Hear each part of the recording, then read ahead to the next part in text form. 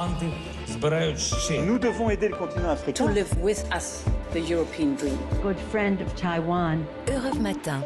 Votre revue de presse internationale sur Europe 1. Partons d'abord en Grèce. Bonjour Charlotte Athanasiadis. Bonjour. Alors les gros titres de la presse grecque ce matin. D'une tempête provoquée par des révélations de mise sur écoute illégale, écrit le journal EFSIN, l'hebdomadaire de gauche Documento publie une longue liste de personnes surveillées, parmi lesquelles un ancien Premier ministre, des ministres en exercice, des journalistes ou encore des hommes d'affaires. Dans ce scandale, le titre de presse implique directement le Premier ministre conservateur Kyriakos Mitsotakis, qui a placé le service des renseignements sous son contrôle.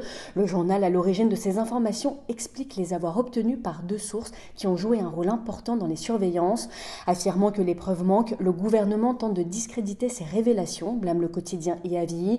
L'affaire des mises sur écoute impliquant l'utilisation d'un logiciel espion a éclaté l'été dernier.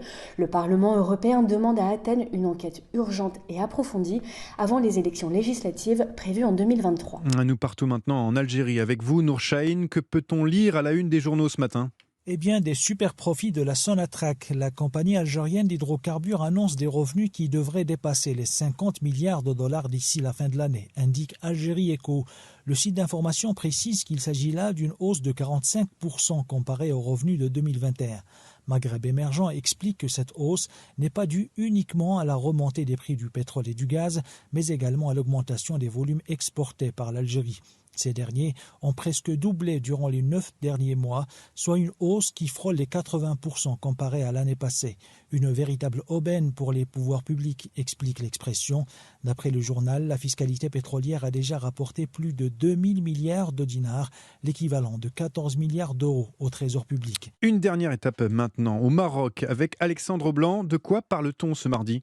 D'une synagogue ouverte sur le campus de l'université Mohamed VI Polytechnique, l'un des établissements les mieux dotés du Maroc, à 1 heure de route de Marrakech. Une première dans le monde arabe, rapporte le site H24. La synagogue a été inaugurée en présence de représentants de la communauté juive marocaine. Une cérémonie racontée par le magazine tel quel avec, comme le veut la tradition, l'installation à l'entrée d'une mezouza, ce rouleau de parchemin fixé dans un étui.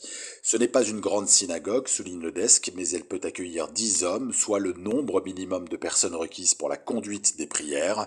De son côté, Al-Bayan précise, l'université ne compte aucun étudiant juif pour le moment, mais des partenariats de recherche ont été établis avec des institutions israéliennes.